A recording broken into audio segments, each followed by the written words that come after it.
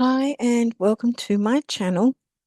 This is the astrology highlights video for, well, the rest of June.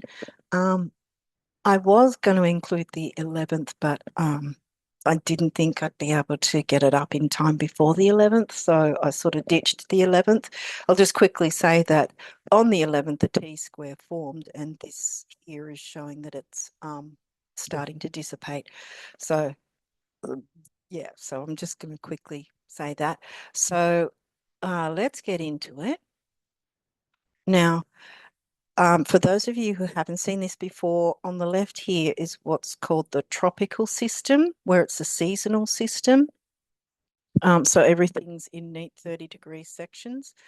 Um, and on the right here is what we call Topocentric True Sidereal, where it goes by where if you look through a telescope, the actual size of each constellation, because as you can see, there's some really tiny ones, and it includes a Fucus as well.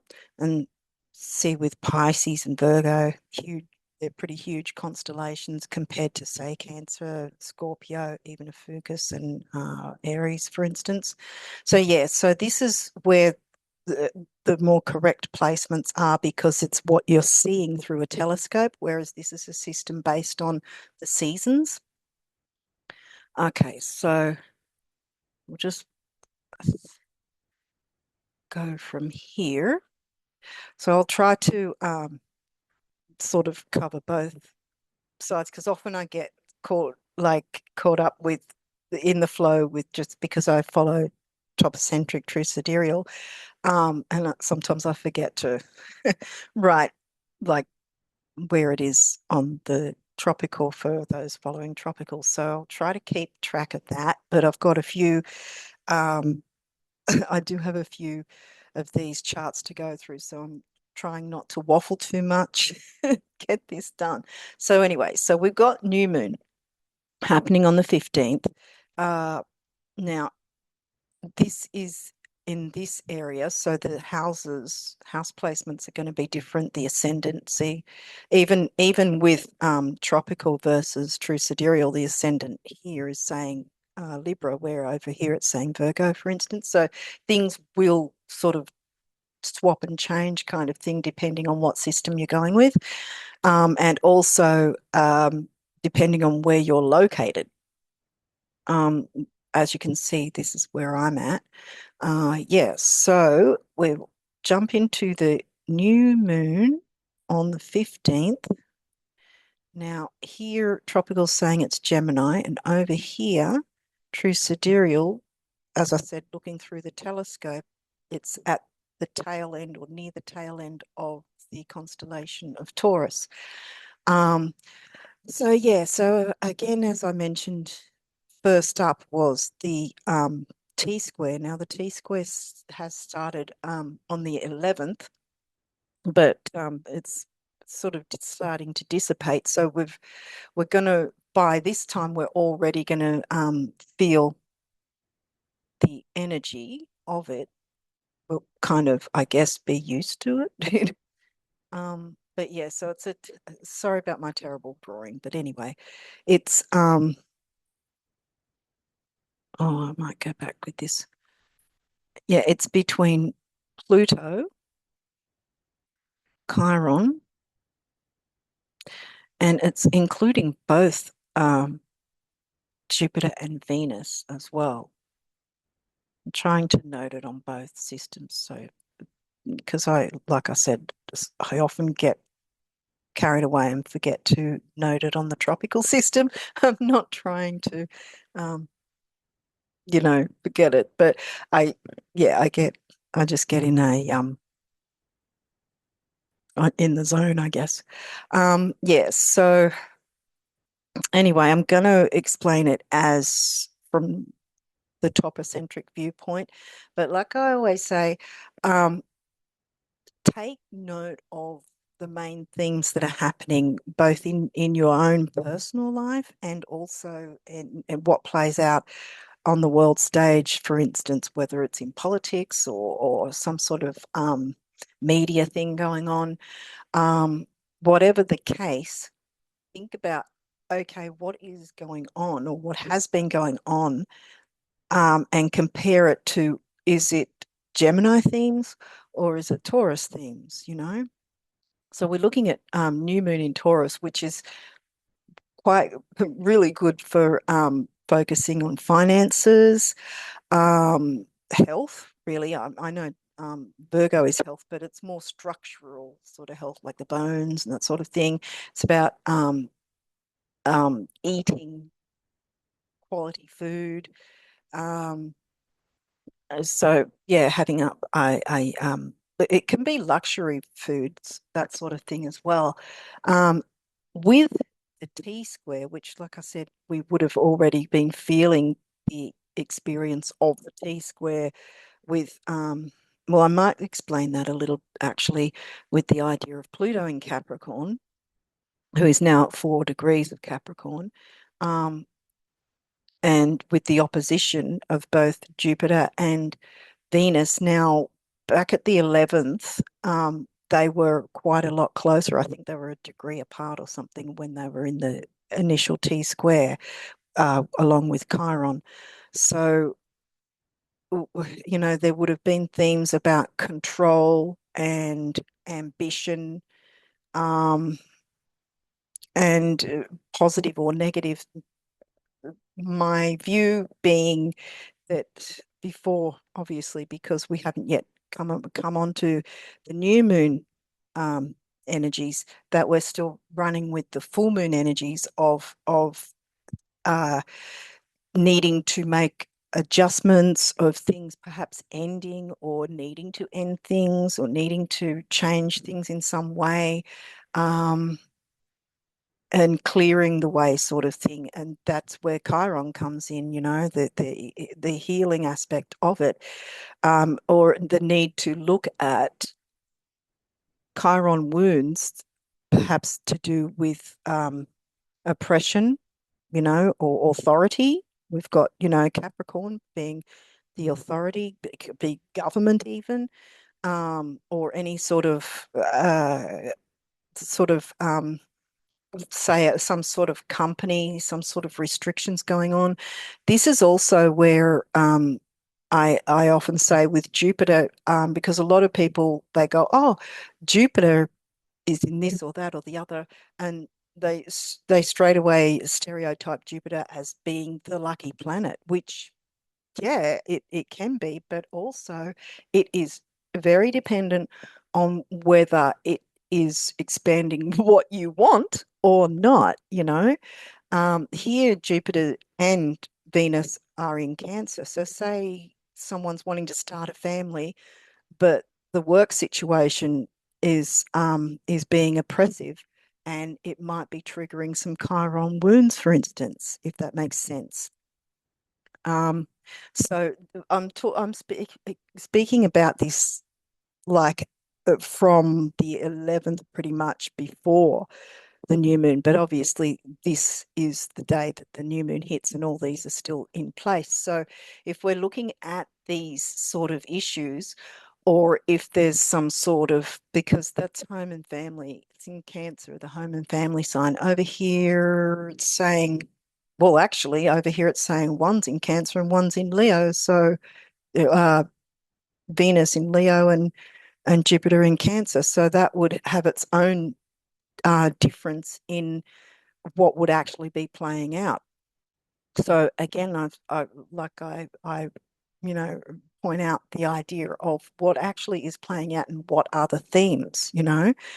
Um, so because again, Virgo, for instance, health duty service to others, but that's not actually Taurus. But I did say health in terms of healthy eating, which again is Virgo, but like um, the sort of gourmet eating, and they're eating a good meal. The Taurus likes luxury, you know. Taurus likes you know, the uh what is it called? High ticket items. I don't know if that's what it's called, but and luxury and food comes into that, you know, and obviously it's going to be healthy in that sense that it's you know, top quality. Um, and that's new moon energy. Um, so we would have been having the sun in Taurus anyway, see. So there would have been something about food. Perhaps that's another thing that the spending on luxuries has, until the new moon, been an issue that perhaps has sort of the family hasn't been able to afford it or something, it could be something like that. Um, it could be also the idea with Venus and Jupiter that there's the idea of wanting to expand family, and again with restrictions in some way, whether it's work restrictions or some sort of authority um, dictating in some way. And so there's the opposition trying to find a balance between the two of this authority versus um, family values, really. What do we value? And the expansion of family, whether that's um, starting a family, having children, or whether it's blending families, um, that sort of thing. It could have, until the new moon, been that there was some sort of situation where there was someone left the family, um, or like in passing away or whatever. I think I was covering Scorpio full moon before um, in last month. So that could have happened. So there's sort of, it may not be so much of starting a family, but sort of trying to find a way to um, to be more closer or whatever, perhaps the closeness of family, after a loss, with the Chiron, um, there might sometimes our wounds can be triggered if we've lost someone, that can happen too. However, yes, I've been talking about it as if the new moon hasn't happened yet, but so let's jump into, okay, so themes like that might have been the case moving towards it, but now we've got the new moon. So there's the idea that there's perhaps new opportunities or whatever for the Taurus themes of bringing a bit more luxury into the family and expanding on um, togetherness, perhaps, and balancing where we need to uh, respect authority if we have to do that, or balancing where we need to be more, what's the word for it? Be more standing up for ourselves, perhaps, or having our own personal autonomy, authority in the choices we make with family, and how that helps perhaps heal some wounds within the family, maybe, because this is new moon energy. So it's, as I say, bringing in the new. And so, and Taurus is about, can be about sensuality in the senses, like I said, about, top quality food, like perhaps, like lobster, caviar, whatever. Taurus likes the kind of expensive things sometimes, which not everyone can afford, and not everyone likes all the expensive things either. So it's just an example. It could be expensive items like jewelry, for instance, or something like that, even.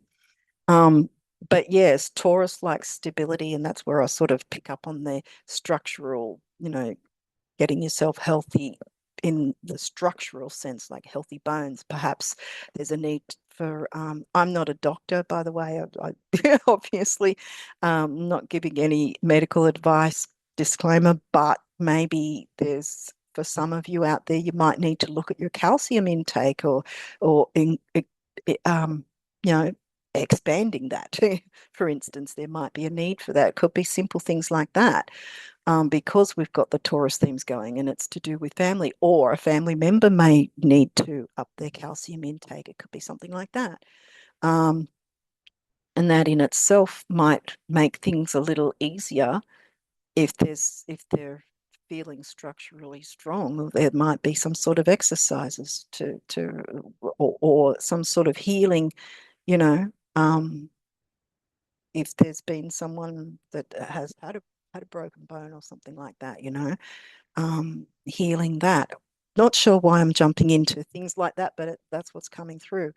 But yeah, there's definitely for some, it's about either finding a balance with accepting authority or finding a balance with becoming an authority figure in a sense, within a family dynamic that's going to be healing and not harming, if that makes sense. And then, of course, because Taurus is about values, and it's also, like I said, I was talking about the money and items kind of thing, because it could be about finances and healing wounds about authority over finances, for instance.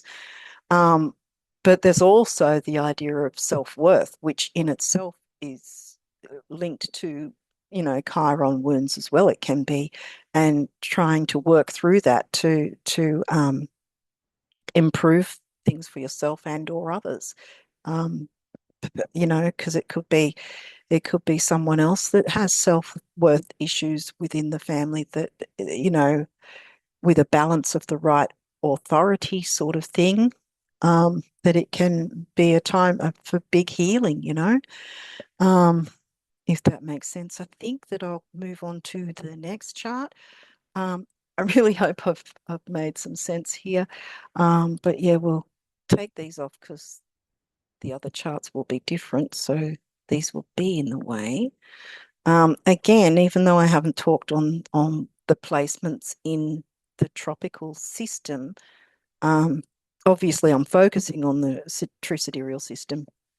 But again, see if those sort of themes, because I'm just giving examples. So see if those sort of themes are what comes up, or in fact the themes that tropical are saying, do your own research kind of thing. Um, that's what that's what I try to bring the point across is what's playing out and how does it differ, and what sort of things do you see happening both in perhaps your personal life or indeed on the world stage, as I said before. So let's move on to the next one, which we've now got the 18th, and we have, so the 18th is only a few days after the new moon, so we're in new moon energy, so it's starting new things. It's you know in introducing things, I want to say. But yeah, anyway, so we've got Pluto opposite Moon and Venus. So this is a change from when we had Jupiter and Venus, although like I said, we've still got Jupiter, Chiron, and Pluto in that T-square. So that's still running, and it's been running for a while. But now we'll look at retrograde Pluto, that is opposing the Moon and Venus. And that's a very terrible drawing. Oh, let's go again. Okay. Oh, here. All right. Venus. Sorry, guys.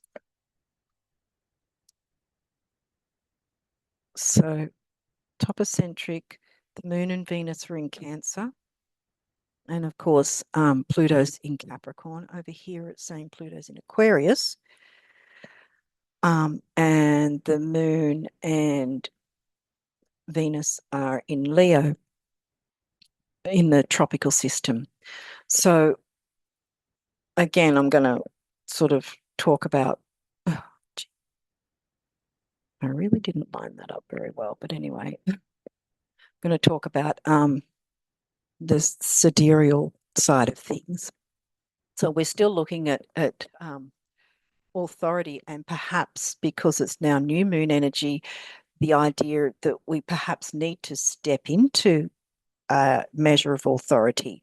And with the moon is happiest in Cancer since the moon is the planetary ruler of Cancer, the sign of Cancer.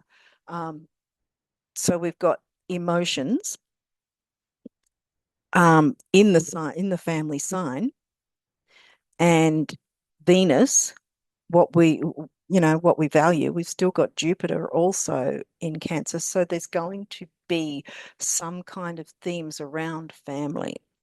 Now, I didn't mention before, but there's the sort of themes: home, family, creature comforts. Um, it can be comforting foods, where Taurus is sort of like luxury foods. Um, we also have the food sort of theme in Cancer in being things that are comforting, the warm, comfy, soft, fluffy blanket, the uh, I don't know if perhaps the best mashed potatoes or something like that. It's simple foods, but the comforting things, or maybe a spaghetti or the things that the family find comforting, that, the family meal together, being feeling comforted by family, the value, what and who we value. And it's going to be quite an emotional thing, but we've got to balance the opposition here of Pluto being in Capricorn again with the uh, authority situation, if someone's too authoritarian, because again, with the new moon energy, we've got to sort of work around that, and so that things can improve for us and those we care about, So it's perhaps some of us are needing to take the lead in some way, and we've got to be okay with that because Pluto's retrograde as well. So it's sort of looking within in a personal way, Um, are we taking authority in our lives? Are we too authoritarian? Can we find the balance between caring about, you know, what we value in terms of the family dynamic, in terms of family members, um, who is important to us? And it's going to be very emotional, like, doesn't necessarily mean emotional in an intense way. It can just be being okay to feel nurtured, being okay to show nurturing to those you care about, if that makes sense, Because again, with the new moon energy that we just had, so we're still running through the following fortnight pretty much of until the next full moon. We've got the new moon energy, so we're looking at that sort of thing. So it's a new look at perhaps being more nurturing, and perhaps we need to take the lead in that way, and not be so if we do happen to have a sort of um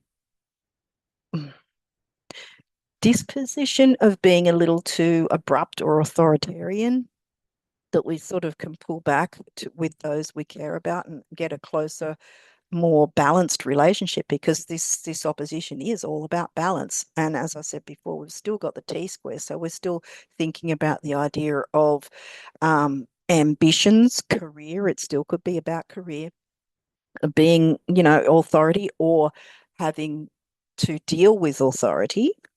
And the idea of, like I said, with the T square before, with Chiron and healing sort of wounds, well, the only way we can look towards healing wounds is to look at them, to be open to, okay, what triggers us, what sort of wounding has happened, and not sweeping things under the rug, because a lot of the time people think that's the easiest way, but you carry that Chiron wounding pain for the rest of your life, and that's no way to live.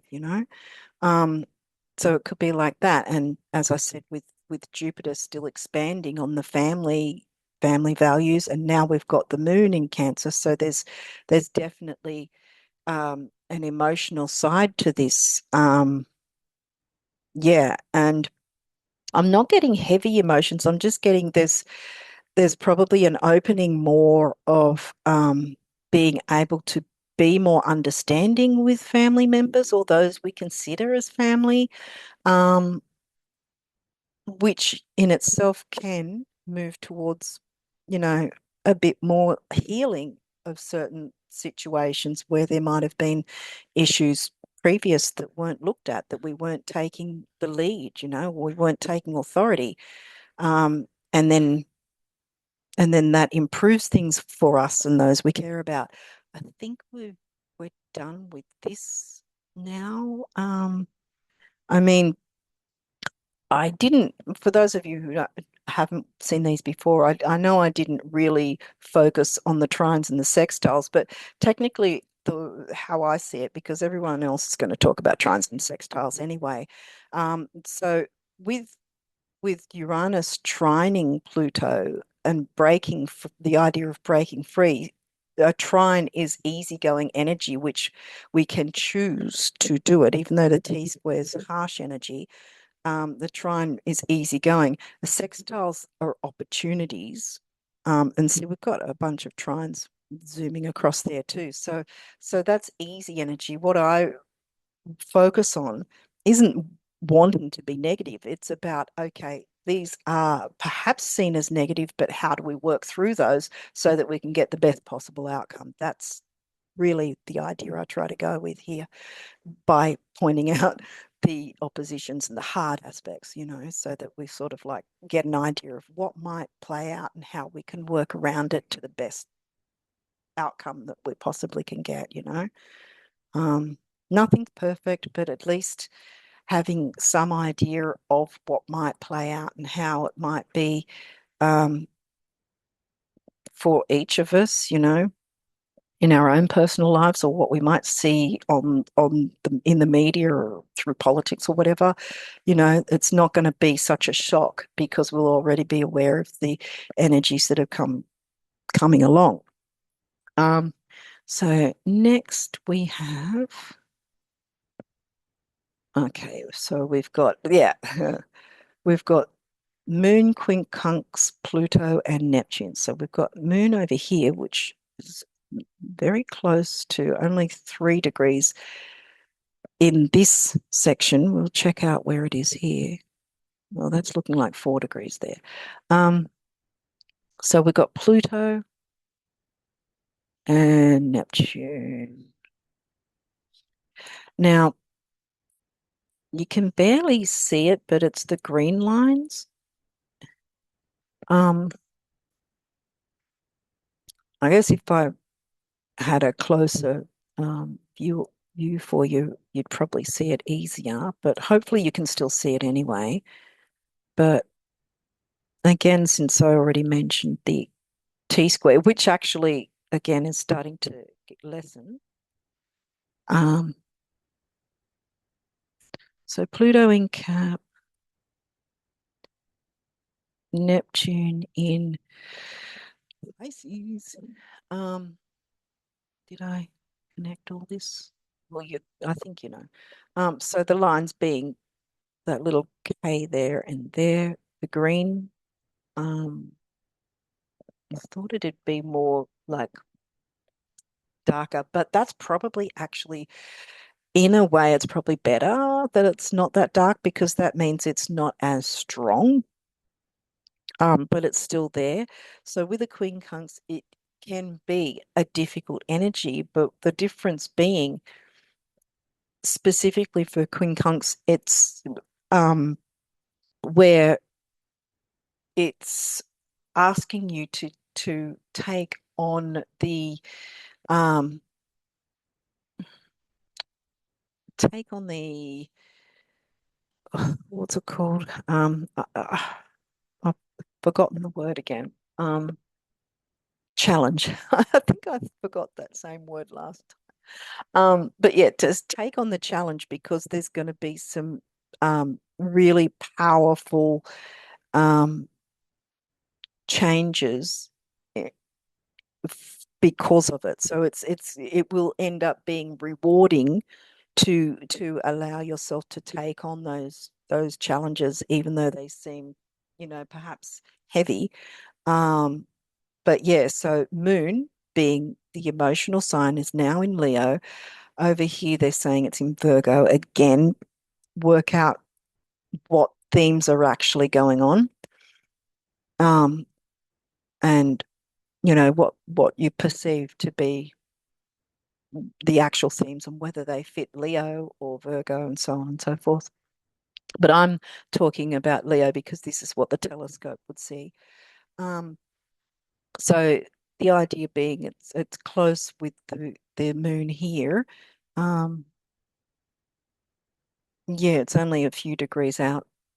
So in any way, it's a conjunction with the south node. So this is sort of perhaps the need to release something in a Leo theme of the South Node. Now, basic Leo themes: children, creativity, romance, love affairs, being in the spotlight, taking the lead, that sort of thing is Leo. Um, and we have the quincunx of that moon, with the South Node not being far away, um, with Neptune and Pluto. So where Neptune could be self-sabotage, addictions. Um, it could be hidden enemies because Libra is the open enemies, and Libra covers the justice system and that sort of thing as well, the law.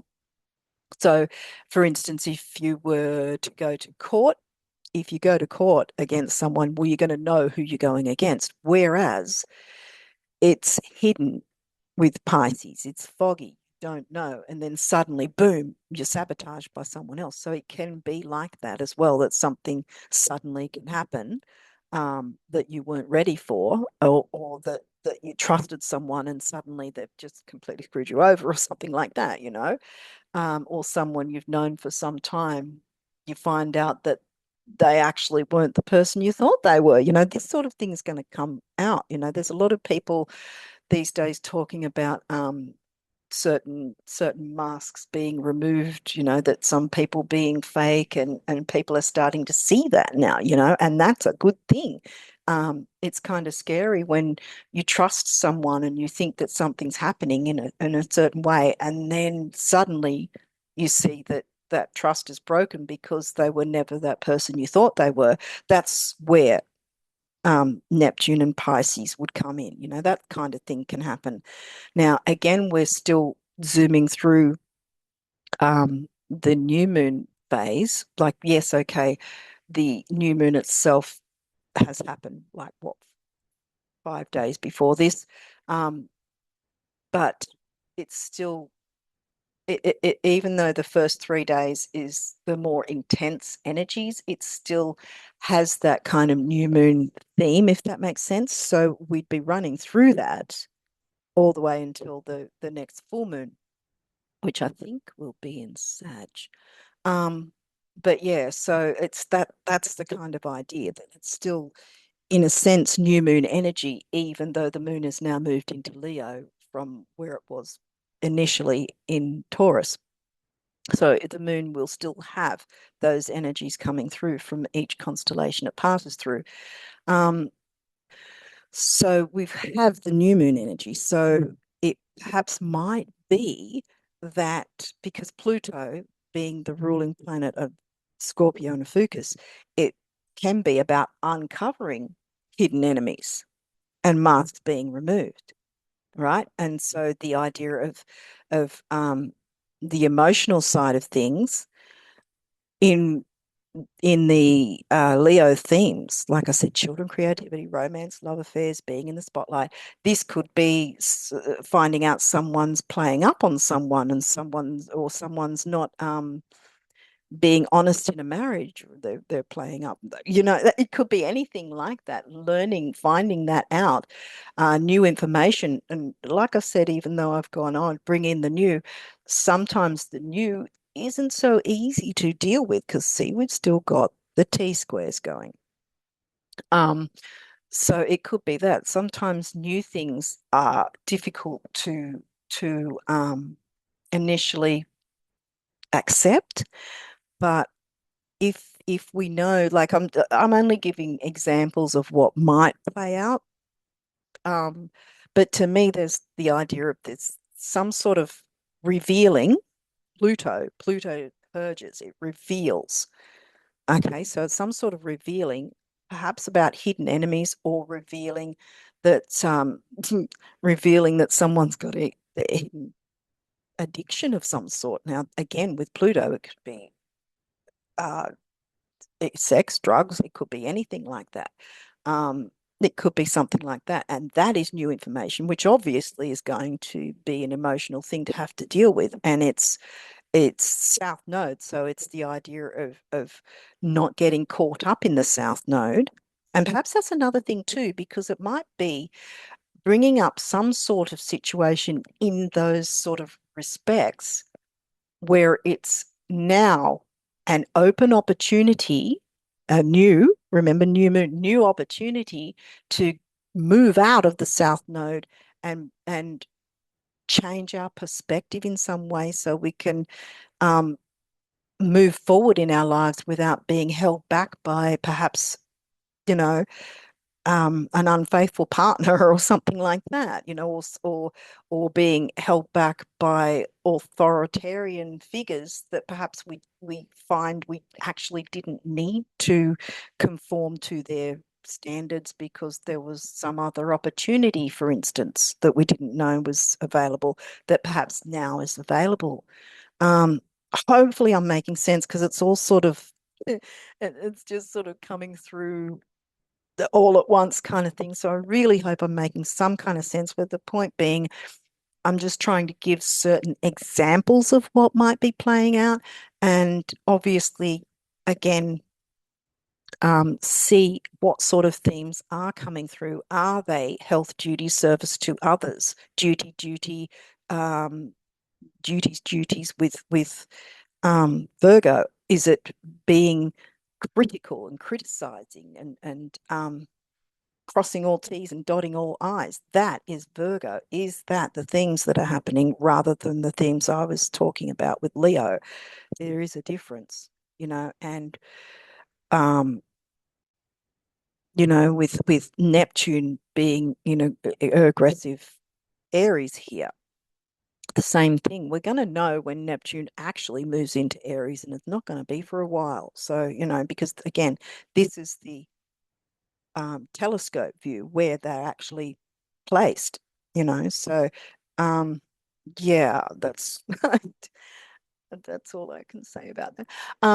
But yeah, so hopefully that's enough examples of what might be playing out. Again, we're talking about authoritarian figures, or again, like I said before with the other chart, the idea of taking on authority in our own lives, being a or, taking the lead. See, Leo taking the lead and becoming an authoritative figure, if I want to put it like that, rather than authoritarian, which is a negative.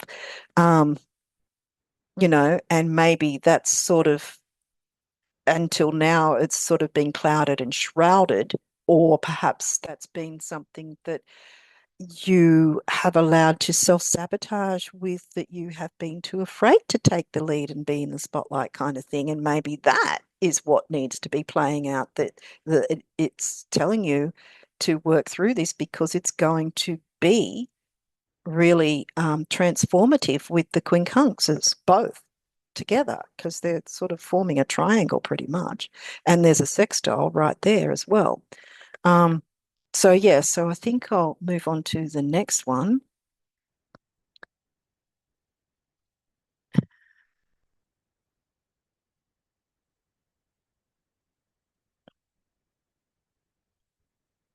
Okay, so oh, sugar, just get to the next chart. Now we've got the 22nd, and we have Moon opposite Neptune, and we've also now got a grand trine, so that's good energy too. And no matter what system you use, that's going to happen anyway. Um, so Uh, Moon opposite Neptune, right? Opposing. So now we've got Moon in Virgo. Oof. So yeah, it's opposing signs and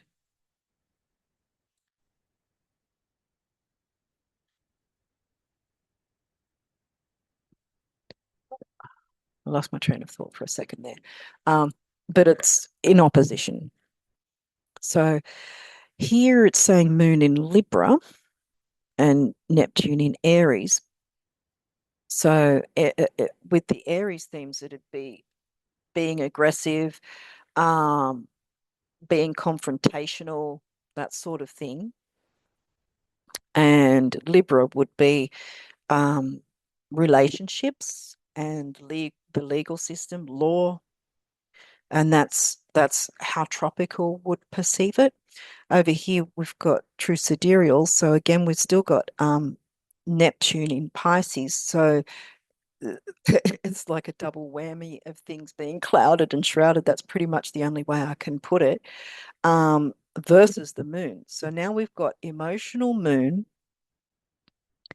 and so there's going to be probably an emotional tone to looking at details.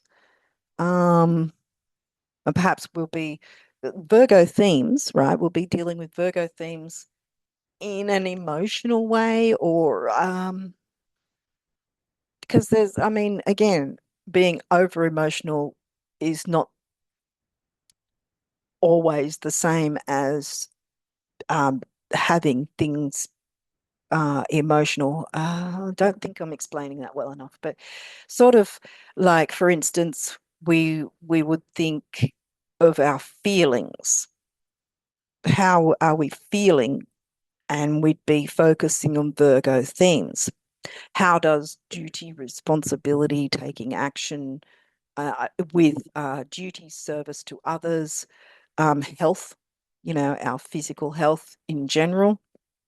Um, and so would be, how sometimes you can make decisions with a more emotional standpoint rather than a more logical standpoint.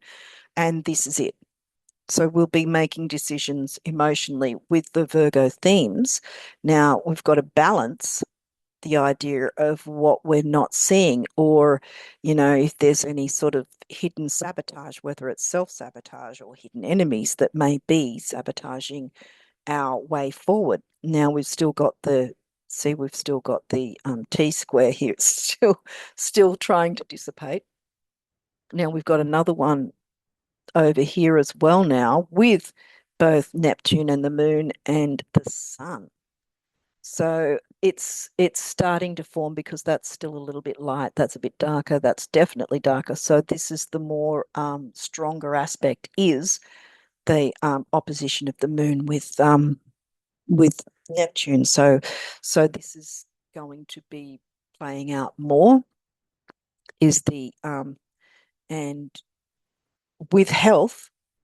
Wow, with the idea of health, duty, service to others, there's an emotional look at those themes versus perhaps what's causing health issues, whether it's a certain diet or whether it's a addiction that's causing health issues.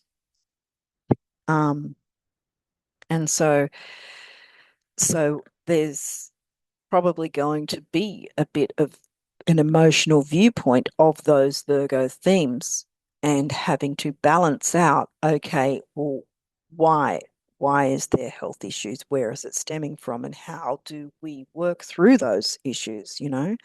Um, Now, it might not have to do with health, although, yes, Virgo is about health and clean eating, but there's also service and duty and service to others, that sort of thing as well, where it might be questioning how much are we giving to others and is that sabotaging us, or how much are we not giving to others and is that sabotaging others, or ourselves by not being so giving. So there's the idea of looking at it through an emotional lens without being excessively emotional, if that makes sense. Making decisions not just on logic alone, having some feeling within that feeling, perhaps, because how we deal with things, this is probably, I'm feeling it's more personal rather than relationships with others. I think it's like whether it's our dietary habits, or whether it's some sort of sabotage, or whether it's that now we have to look at details because we've been sabotaged by someone else, like a hidden enemy. It could play out that way. Um, and the sun being in this T square that's come up as well, the sun shining a light, and being 1 degree of Gemini. So the idea of communication. It could also have something to do with, you know, local travel, early learning, like the small children, the young children, the kindergarten, that sort of thing.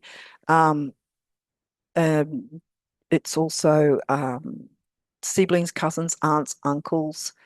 It could be, it could also be because it's Gemini, and Gemini are the gossipers of the zodiac. It can be positive or negative. Some gossip is not negative, and some is.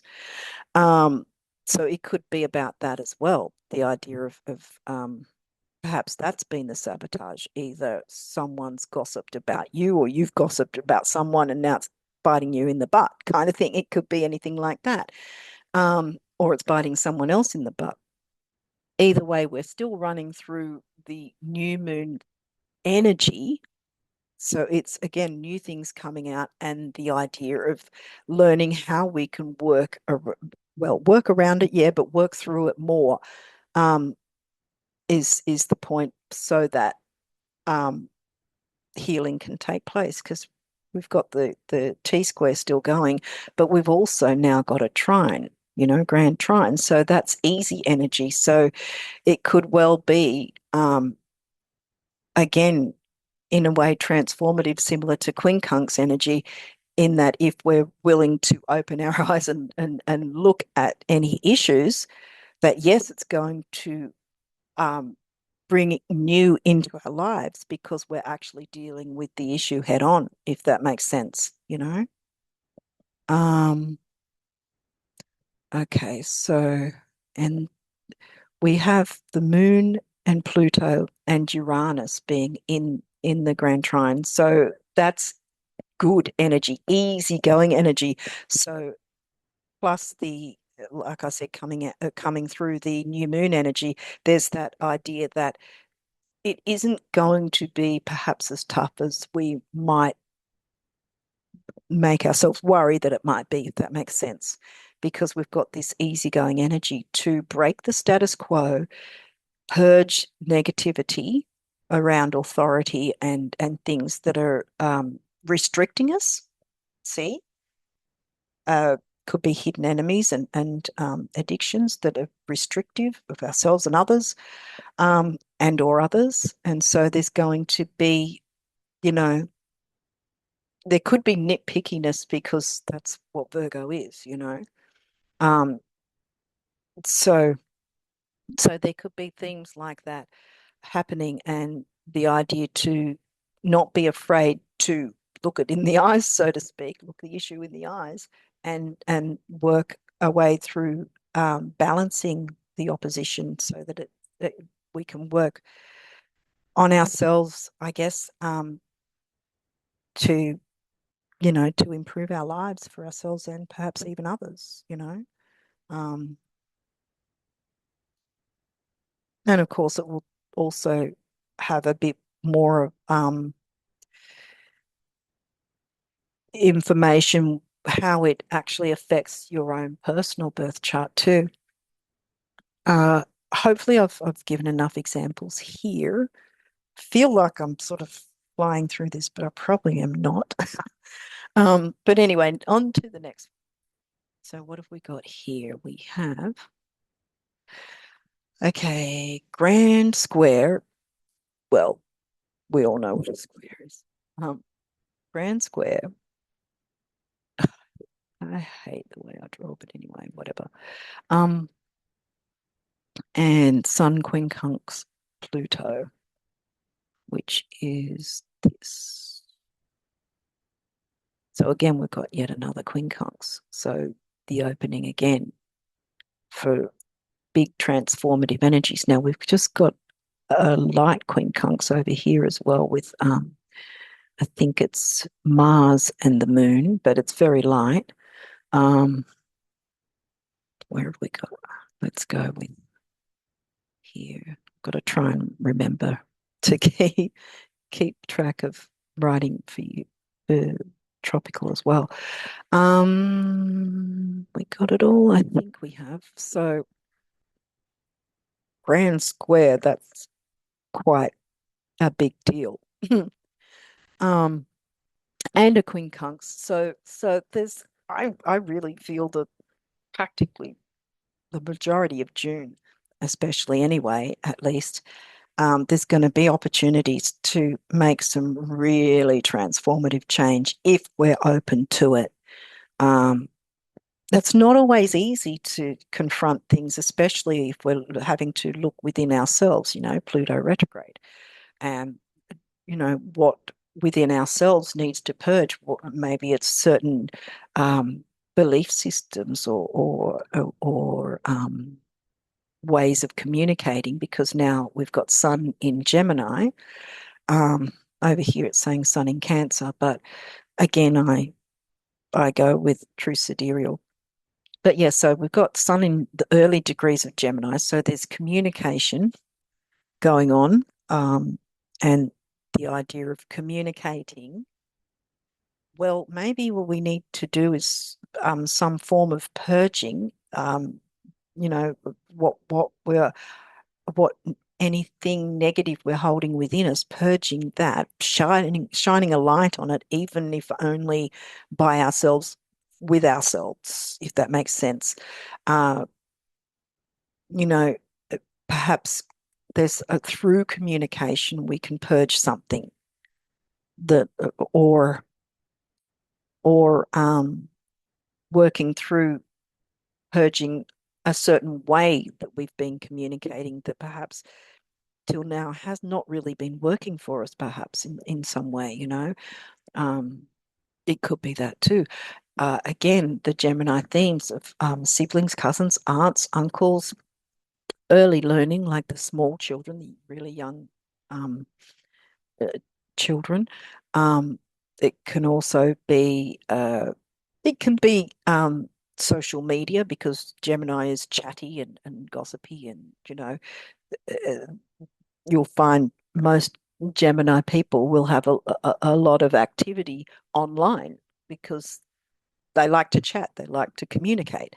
Um, yeah, so it could be about that. But have I missed anything? Oh, could be local groups, local neighborhoods, local travel, like short distance travel, um, those sort of things. Um, and perhaps it's taking authority with traveling in some sense, or doing more local travel or something like that. Or because of local travel, um, it's either helping you to take more authority or having to deal with authority because you have to travel to deal with them in some way. But because of the quincunx, by doing that, it's going to be, if you take action with it, it's going to be really hugely transformative. And the fact that we've got this grand square, it's again huge because we've got Chiron, um, and Jupiter, Moon, and Pluto. We also do have Mercury at 0 of Cancer. So again, we've got that Cancerian theme still coming through strong. Now, that's going to also be in pre-shadow by then. I want to do another video specifically for the Mercury retrograde as well.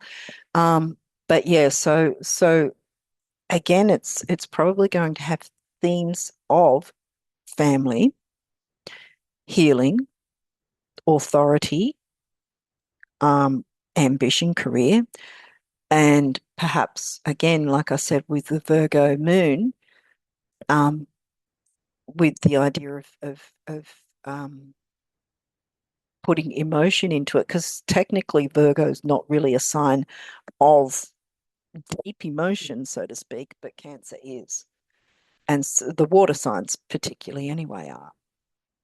Um, but yeah, so Virgo could be nitpicky, but at the same time, because of all the transformative energy now, it could be more about thinking how you can emotionally support the family and look at sort of details and crossing the T's and dotting the I's sort of thing, but in some way, taking authority or taking the lead will actually help with healing in some way. And this is going to involve communication, local communication, travel, local travel, something like that. That's going to, with the quincunx and the grand square, it's going to be hugely transformative as long as we're not really nitpicky and being the negative um, of Virgo, because even if we're not thinking, um, how do we put it? Virgo can be logical. But also if say we're getting emotional and we're getting nitpicky, that's very negative. It's not going to help anything or anyone to be highly emotional and nitpicky and negative and that sort of thing. So we've got to sort of find a balance to be able to bring in all these energies to really take advantage of these powerful transformative opportunities, quite frankly. Yeah, and this is all before the full moon. So, like, we're still, like I said, we're still zooming through new moon energy, and I think this is just past the this quarter square. So, the first quarter square, I think, yeah. So this is still probably in that energy as well. So with the first quarter square after the new moon um, event, it will be an opportunity again to remind us to take on that challenge. Have we dropped off that, or are we still working through these energies? Because look, we've got a massive opportunity for transformation in a really big, good way. Are we going to take on that that challenge, or are we going to fear it and do nothing? And we're going to see someone really make big changes in their lives, whether that's on the media or I don't know. Someone's going to, there's going to be some big changes for someone out there. So, but again, working with the energies to the best of our ability without being overly nitpicky and the negative side of Virgo. We want to be positive. We want to cross the T's, dot the I's, and take the lead perhaps in being of service to others, because that's going to be healing for all involved, really, for us and those we care about.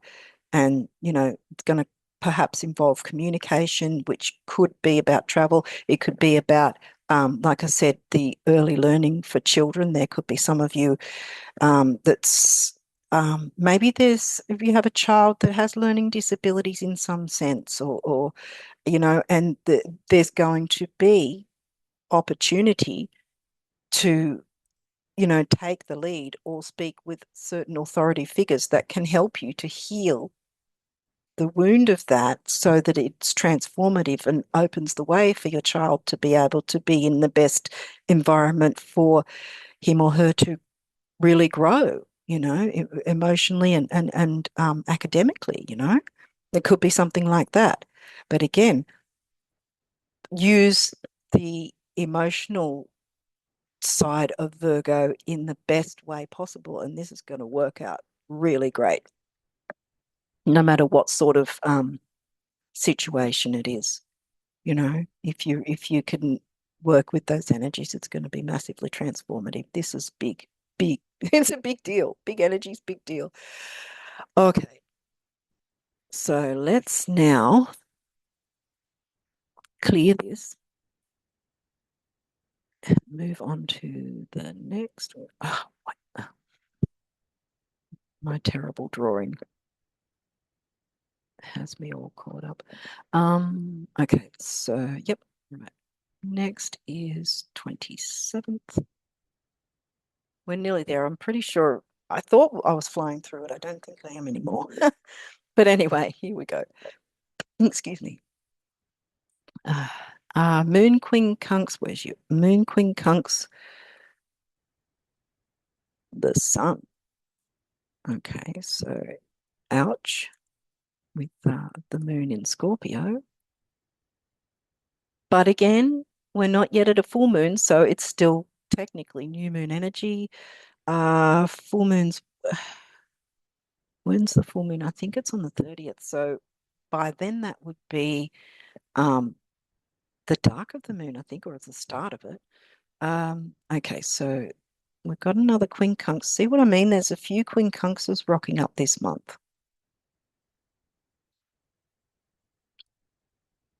So if it's not you guys, you're going to hear about someone having some massive transformation in some way. And again, look to the themes. This one might be a bit difficult because now Sun's in Cancer here, and we've still got Mercury and Jupiter in Cancer. Um, Nonetheless, I'm going to move over here. So we've got Moon in Scorpio.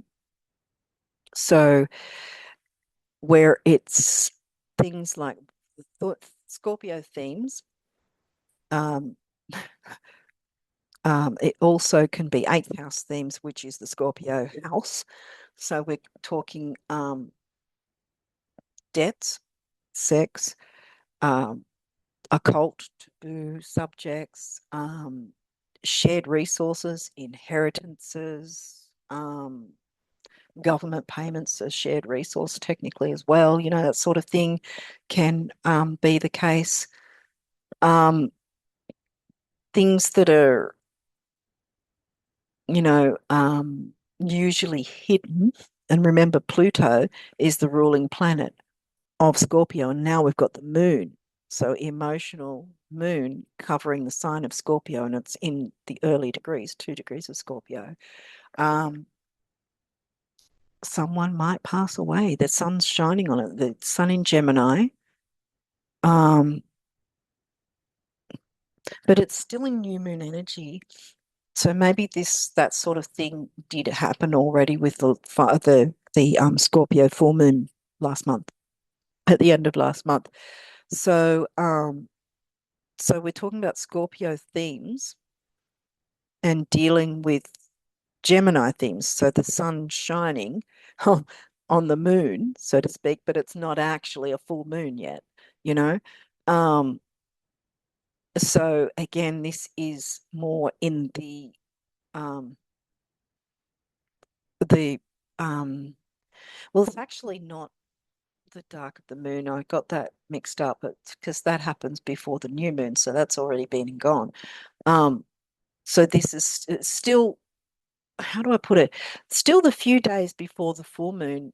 I actually like that energy because it seems to be sort of easier, if that makes sense, because it's the final days technically of that last new moon energy, see, before it hits the full moon, and then things are you know, um, what's the word? Not elusive, what's it called? Illuminated, that's what I was looking for. Yeah. Things are illuminated with the actual full moon because it's bright in the sky and you can see it. So it's shining a light on certain things by then. But it's heading to that before, but it's still the new moon, the last bits of the new moon energy. So it's a sort of an easier, if that makes sense, an easier kind of energy. We've got, again, we've got a trine here to Neptune. So moon to Neptune, that's an actual trine.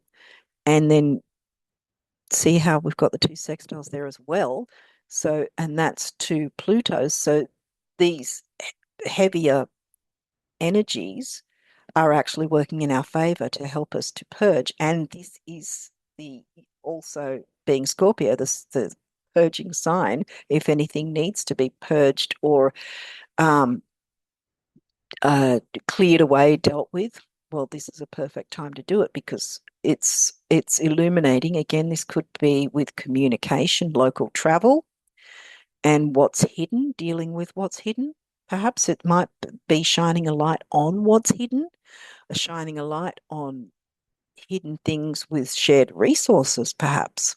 You know, again, the houses are going to be different wherever you're from. So not everyone's going to have the second house unless you're actually in this area. Um, but yeah, so again, it could be emotional and emotional or using the emotion, working with the emotions in a positive way, because again, we're not yet at the full moon energy. It's still the last energy of the new moon. So it's working with perhaps purging, right? Revealing certain things that are hidden or hidden information, because Gemini is about information, even though the ruling planet of Gemini is over here in Cancer. There's still a T square going on there. And it now involves Mercury as well. But yeah, so because Gemini is also about information, it's in Gemini is an intellectual sign, as is Aquarius. Um, but yeah, it's sort of like again the Gemini themes, spotlighting the Gemini themes, working with whatever Scorpio themes are hidden, and balancing the emotions of that, or it could still be balancing, but or there's a need to be a bit more looking to the feelings and the emotions around these Scorpio themes, right? And communicating with that about that, because it's going to again be transformative if we take on that um, challenge. I keep forgetting that word. I don't know why. But yeah. But yeah, so again, the themes, Gemini themes, early learning, again, the very young children, like I was pointing with the other chart being perhaps if there's some sort of situation with a child that's been hidden about, learning difficulties or something like that, and, you know, looking into that, communicating about that, and in a way that you're still not just being logical about it, that you're looking into how perhaps the child feels about it, considering the emotional side of it, if that makes sense. And by looking into that and communicating about that, taking a quick trip perhaps or something like that even, or about siblings, cousins, aunts, uncles, neighbors, the internet, you know, being chatty. Gemini's a chatty sign. Again, gossip, good or bad. All those sort of themes will be coming through. There's going to be light shone on that, and and how will we emotionally deal with that with regard to sharing, because Scorpio is generally about what we share with others, you know. So it can be about that, but whatever might be playing out by taking on the challenge, we've got another quincunx, it's going to be hugely transformative. We've got an envelope there as well, so you can look into that as well, because look, that's a bunch of trines and sextiles still working. I mean, that's very light. So, but yeah, so to me, again, it's still good energy because we haven't yet hit the full moon.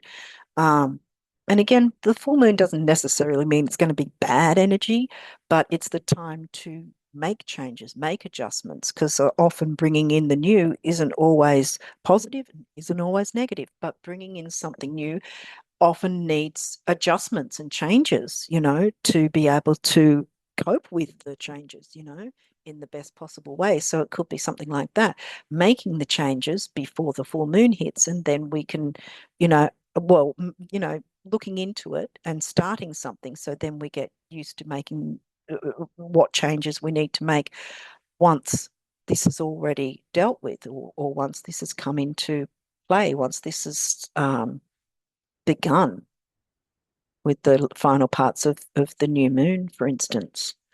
It could have something to do with siblings, cousins, aunts, uncles, or some sort of local travel in some way that needs to be addressed too. If you're perhaps you're carpooling or sharing with someone in some way, and there's a need to communicate that, or perhaps you need to do that and you need to communicate about that, to make it work and then adjust to that when the full moon comes. So it could be those sort of themes. So yeah, so we'll move on to the next chart. And have I got it all? All right. So on to the next chart. And we have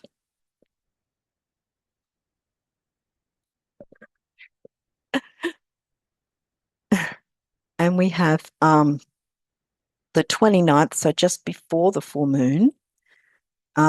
Okay, so moon again, yet another quincunx. So we've got a lot of um that powerful energy once again coming through. Like I said, June's pretty much a lot of it is going to be highly transformative if we're willing to take on the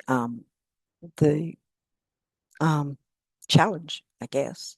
Not all challenges are negative, that's the thing. Okay, so we've got quincunx, Jupiter, Mars, and Neptune. Oh, wait, let's just go with Jupiter and Mars. So it's really sorry about my bad drawing, but we've got the moon, there's Mars, there's Jupiter. So I'm not going to pretend that I'm some great person that draws or whatever, like great drawer, whatever person, but yeah, hopefully it makes sense. Right. So again, we've got these powerful energies still coming through, and the full moon hasn't even hit yet. Um, so what else was it? Moon squaring Neptune. So then we've got over here.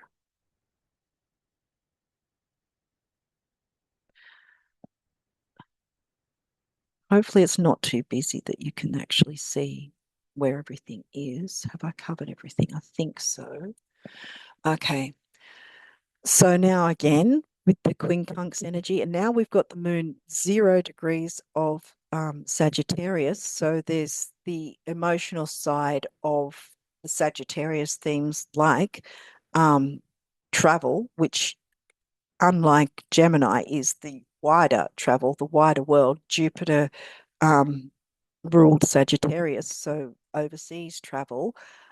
It can also be about philosophy, religion, higher learning like university. So it's pretty much, I guess, the opposite of Gemini in that Gemini is about the young children and the early learning, where Sagittarius is the higher school learning, the universities, the colleges, that sort of thing.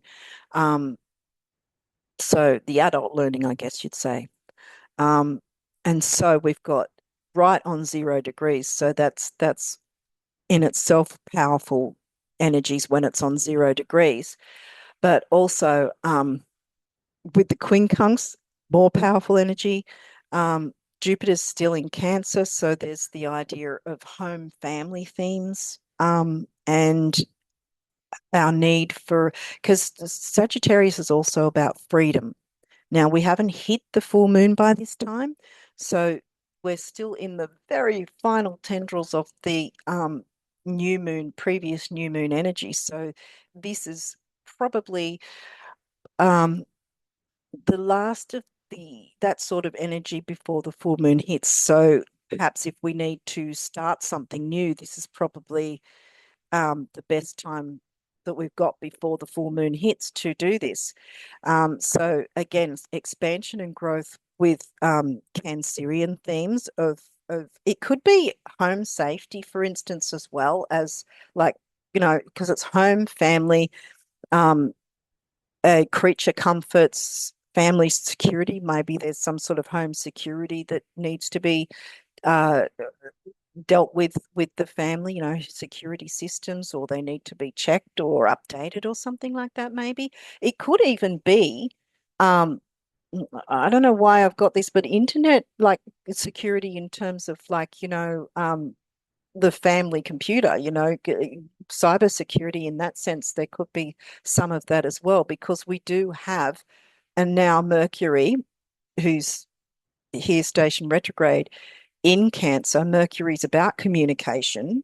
So it can also be technology. So it could be about something like that, about this securing your internet usage with the family, in that sense, it could be something like that, or security with the home, or just security within the relationships within your family, or those who feel like family, because there's going to be the idea of your belief systems, your philosophy. Religion could come into it. Maybe there's some sort of change in your philosophical viewpoints. Maybe there's some sort of beginning or ending of some sort of religious or philosophical viewpoint. Or maybe it could be that you're beginning some sort of adventure of some sort, Sagittarius adventure, travel, there could be something like that, because there's the family expanding. I mean, starting a family can be an adventure of itself, but Sagittarius is sort of the wider world and expansion in that sense, because Jupiter is Sagittarius as a ruling planet. But we've got the moon, where it's, again, we're looking at the emotional side of it. So perhaps where we need to inject a bit more emotion into things rather than everything always being logical. Because, and again, with Neptune, where we've got perhaps self-sabotage or being sabotaged by hidden enemies, that sort of thing is Neptune. Because we've got the square here, see? So there's a challenge to seeing through the fog, perhaps, or seeing through what is clouding our vision, if you want to call it that, or what's in our way, maybe. Um, and so we've got Mars here in Taurus. So what are our values? Whatever we value, and Taurus technically is mainly about the things we value, and including our own self-worth. Whereas if Mars was in Libra, to be who we value, but it's more about our own self-worth. How do we value that? And also our financial worth, how our money is going, and the need for freedom, perhaps, in that sense, financial freedom with the family, or financial freedom from the family, you know. It's the idea of looking into that, and where perhaps are the things we're not seeing. Can we uncover what we're not seeing? Because we've got Pluto here. Now, Pluto is sextiling. I think it's going straight to Neptune. So that's actually good energy. So that's an opening to purge, perhaps, what purge the cloud of what we're not seeing, or what is sabotaging us, perhaps, in that sense, you know, so that we can clear the way and perhaps start some sort of new adventure with our finances, or our self-worth, or the self-worth of someone else can improve because of actions we're taking that are in a good way, a positive direction, because of both quincunxes, two of them again. So again, the idea of taking on that, I was going to say responsibility, taking on that, it could be a responsibility of some sort that we're needing to take on, or someone else is needing to take on, and that will then be highly transformative in the best possible way, if we, or the other person, or whatever, depending on how it's playing out, in your day-to-day life, or again, it might be something you see on the media in some way, if it's not happening to you personally. But these are examples of what it may play out as. And again, I say look to the themes of whatever's playing out, because here we've got, well, Jupiter over here is still in Cancer, so that's not really going to be a big difference. But Mars here is saying it's in Gemini, but over here it's still way back in early Taurus. So sort of again, make a note if you can of what sort of is the main themes, and do they line up with the themes that are over here or over here. That's the difference, you know. But yeah, again, I think the majority of June can be incredibly transformative if we take on those challenges. Again, not all challenges are negative. So yeah, it's going to be highly transformative for some people at least anyway. So I guess our challenge again, because I was forgetting the word, so I'm saying it more often now. But our challenge, I guess, is to not be afraid to work with these energies, and really take a good look at, you know, maybe internally of our own perceptions, um, and or how it's affecting us, you know, if it's someone else that's perhaps going to have these big changes, and then that affects us in a way and improves our perceptions or our lives by default, if you want to put it that way. It can happen that way as well. Um, okay, so hopefully I've made some sense. But yeah, next. Okay, so now final day of June, and we have ourselves a full moon. So here we go, full moon in Sag. So again, we've got the Sagittarius themes. Now we've got full moon happening. So all our work all our work through June and leading up to this final day of June, with the with all that transformative work, now we've got the Sagittarius full moon. Um, Again, tropical will be saying it's Capricorn, but it's going to be Sag through the telescope. You'll see that. Um, but yeah, so we've still got we've still got the T square running. We're already used to that. We've been dealing with it for practically the whole month by this time. So we've got the Sagittarius full moon. So the themes of long distance travel, religion, organized religion, philosophies, which don't necessarily mean religion, higher learning, as in universities, colleges, that sort of thing. It can be about the need for freedom. You know, Sagittarius is Jupiter ruled. They want their freedom, and this is emotional. So the emotions will come up, and especially with the full moon, it's highlighted, you know, how are we feeling about what freedoms we do or don't have? Can we make any changes to that? Are we needing to make adjustments and changes because of all the work we did throughout June with all those quincunxes, and hopefully that grand square was also by this time for some of us was, you know, we really took advantage of that. So with all those changes, now we're looking to traveling further. You know, it could be an emotional rather than a physical travel, for instance. It could be expanding emotionally in our philosophies, you know, because the moon is in Sag, the emotional moon is in Sag. So we're talking about, you know, our emotions and trying to balance that out, because we've got the opposites there. That's what a full moon is. It's the sun opposing the moon, and the sun's in Gemini. So there's going to be the Gemini themes versus Sagittarius, which are absolutely opposite. So where we've got the local travel with Gemini, we've got the long distance travel with Sag. There's small young children early learning with Gemini, and the expansive university college, you know, sort of dealing with Sagittarius, for instance. So it's again balancing the opposites. But the Sagittarius themes will more, because the sun shines on the moon and highlights whatever sign the moon's in, and the sign is going to be Sagittarius. So it's going to be Sagittarius themes. And again, with the Jupiter, Chiron, and Pluto, you know, expansion, of and the looking within about what we can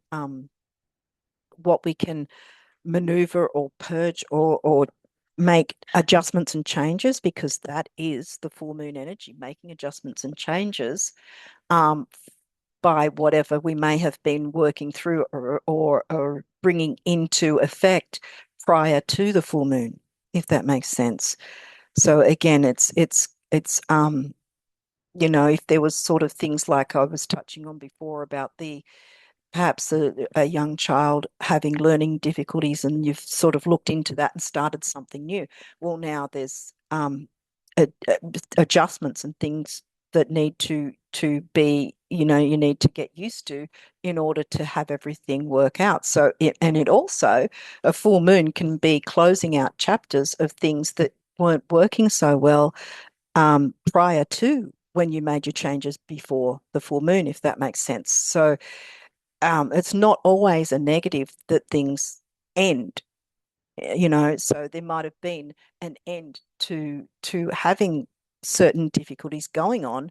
And so now there's the focus on getting more freedom and working through that from this time forward, if that makes sense. They're making the adjustments and changes so that then you can move towards when the next new moon happens in 2 weeks from this date. Um, so yeah, so I would say things that most of you would know anyway, that to take advantage of some of those energies because they're way too powerful to let go of. So then it's about adjustments and changes moving forward and getting used to that. And then again, when the new moon comes, then you get your new information. And of course, information being with Mercury in retrograde. So we're going to have a lot more information coming our way that we can, because it's going to be starting new things, letting go of the old and getting used to it, adjusting and changing, if that makes sense. So I think that that's about it. And I'm going to leave it there. Hopefully that's been helpful to you guys. And yeah, I really hope that some of you at least can make a real use of the energies as they come along through this month, because they look like they're really particularly big energies that can really be transformative for us. So I'm kind of looking forward to it with maybe a little bit of trepidation, but not letting that stop me from, trying to move forward and getting things done in that sense with those particular energies. So hopefully this has been helpful to you guys. But yeah, I'm going to leave it here and wish you guys all the best of luck with June and onwards. And until next time, bye for now.